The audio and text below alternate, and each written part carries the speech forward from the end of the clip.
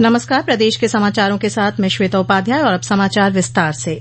मुख्यमंत्री योगी आदित्यनाथ आज लखनऊ में फिक्की की राष्ट्रीय कार्यकारिणी की बैठक में शामिल हुए। बैठक को संबोधित करते हुए मुख्यमंत्री ने कहा कि प्रधानमंत्री नरेंद्र मोदी के मार्गदर्शन में उत्तर प्रदेश अंधकार युग से उबरकर विकसित राज्य बनने की ओर अग्रसर है। उन्होंने कहा कि उत्तर प्रदेश बहुत जल्द देश की दूसरी सबसे बड़ी अर्थव्यवस्था के रूप में सामने होगा। यह प्रदेश देश की आबादी का सबसे बड़ा राज्य और सबसे बड़ा उपभोक्ता बाजार ही नहीं है, बल्कि भारत का सबसे युवा प्रदेश भी है। क्या उत्तर प्रदेश देश की छठी नहीं बल्कि बहुत शीघ्र दूसरी बड़ी अर्थव्यवस्था के रूप में देश के सामने होगा और आने वाले 5 वर्ष हम सबके लिए बहुत महत्वपूर्ण होंगे।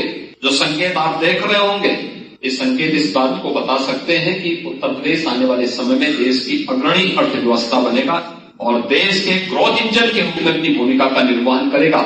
रिफॉर्म करने में उद्योग जगत की उन बैरियर्स को हटाने के लिए जितने रिफॉर्म हो सकते थे, हमने खुले दिलो दिमाग से उस कार्यक्रम को संपन्न किया। मुख्यमंत्री योगी आदित्यनाथ ने आगामी त्योहारों को देखते हुए कल लखनऊ में अपने सरकारी आवास पर शासन स्तर के उच्च अधिकारियों के साथ समीक्षा बैठक की। श्री योगी ने कहा कि सभी अधिकारी यह सुनिश्चित करें कि पूरे प्रदेश में पर्व और त्योहार शांतिपूर्ण माहौल में आयोजित हों। मुख्यमंत्री ने कहा कि 6 और 7 सितम्बर को श्रीकृष्ण जन्माष्टमी का पर्व है।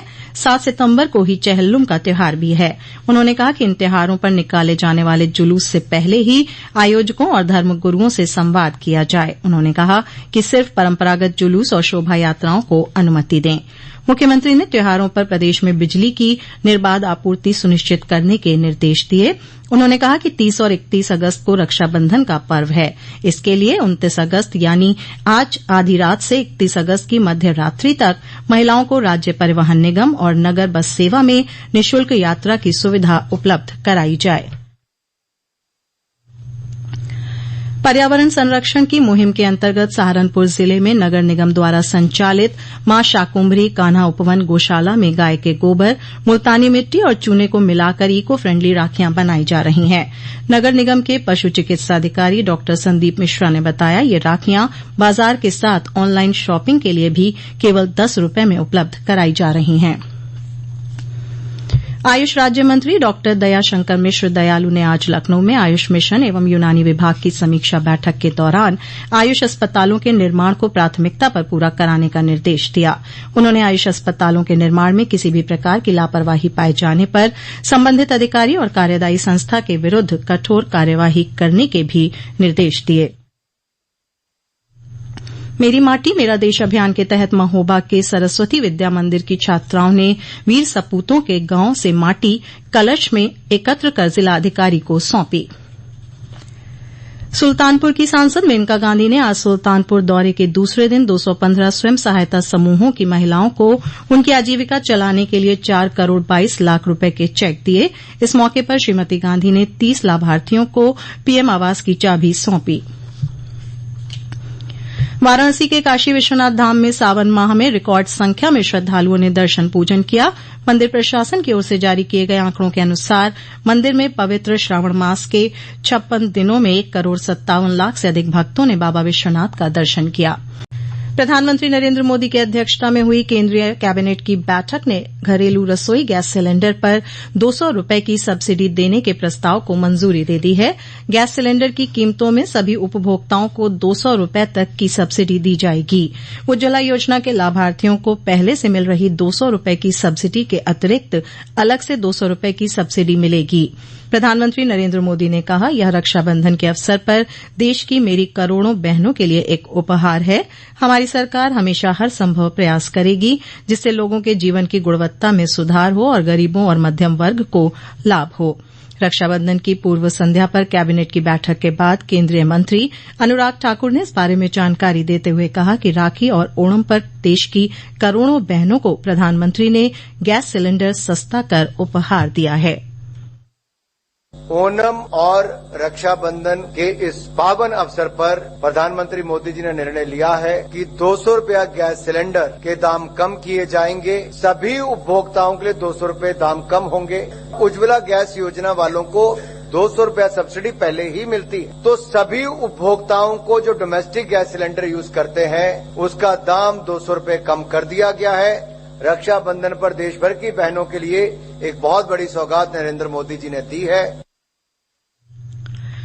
प्रधानमंत्री उज्ज्वला योजना के लंबित आवेदनों को निपटाने और सभी पात्र परिवारों को मुफ्त एलपीजी कनेक्शन देने के लिए सरकार जल्द ही उन गरीब परिवारों की 75 लाख महिलाओं को कनेक्शन देगी जिनके पास एलपीजी कनेक्शन नहीं है। इससे प्रधानमंत्री उज्ज्वला योजना के लाभार्थियों की कुल संख्या 9.6 करोड़ से बढ़कर 10.35 करोड़ हो जाएगी। केंद्र सरकार के इस फैसले का प्रदेशवासियों ने स्वागत किया है। प्रधानमंत्री के संसदीय क्षेत्र वाराणसी के निवासी संजय सिंह का कहना है कि सरकार का यह कदम काफी सराहनीय है। वहीं संभल की डॉक्टर रश्मि का मानना है कि इससे घर के बजट को संतुलित करने में आसानी होगी। हमारे संवाददाता से बात करते हुए लखनऊ के डीएवी कॉलेज के पूर्व प्रोफेसर और आर्थिक मामलों के विशेषज्ञ प्रोफेसर एपी तिवारी ने कहा कि यह फैसला आम आदमी के पक्ष में है और इसका अर्थव्यवस्था पर सकारात्मक असर जरूर पड़ेगा। रसोई गैस उसकी कीमतें घटाई गई हैं, सामान्य उपभोक्ता भी हैं, उनको 200 रुपए की राहत मिलेगी। तो ऐसी स्थिति में महंगाई से एक बड़ी राहत आम आदमी को मिलेगी, लेकिन इसका जो खजाने पर असर होगा वो करीब 7,680 करोड़ रुपए का होगा। लेकिन कुल मिलाकर ये तो कह सकते हैं कि सरकार जब खर्च करेगी उस सब्सिडी के कारण उसका खर्चा बढ़ेगा तो आर्थिक गतिविधियां भी बढ़ेंगी। आज राष्ट्रीय खेल दिवस है। यह दिन महान हॉकी खिलाड़ी मेजर ध्यानचंद की जयंती के अवसर पर मनाया जाता है।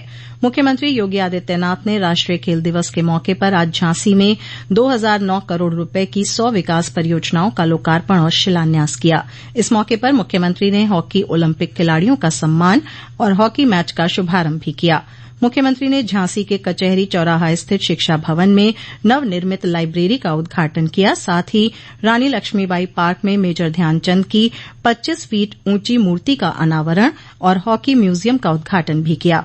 मुख्यमंत्री ने मेजर ध्यानचंद को श्रद्धांजलि देते हुए कहा कि 1928, 1932 और 1936 में 3-3 गोल्ड मेडल दिलाने वाले हॉकी के महान जादूगर मेजर ध्यानचंद न केवल उत्कृष्ट खिलाड़ी थे बल्कि उनके मन में भारत माता के प्रति अथाह सम्मान और श्रद्धा का भाव भरा हुआ था।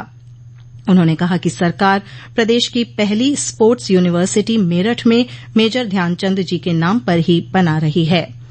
मुख्यमंत्री ने कहा कि जितने पुराने अंतर्राष्ट्रीय खिलाड़ी हैं इन्हें कहीं न कहीं कोच के रूप में अलग अलग टीमों का हिस्सा बनाकर प्रदेश सरकार के साथ जोड़ने की आवश्यकता है।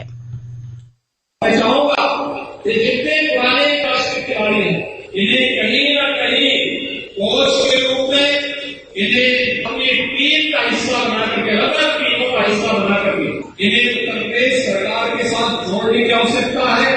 अपने नौजवान खिलाड़ियों के प्रशिक्षण को आगे बढ़ाने की आवश्यकता है। नरेंद्र की सरकार खेल खिलाड़ियों को प्रोत्साहित करने के लिए पूरी प्रतिबद्धता के साथ कार्य करेगी।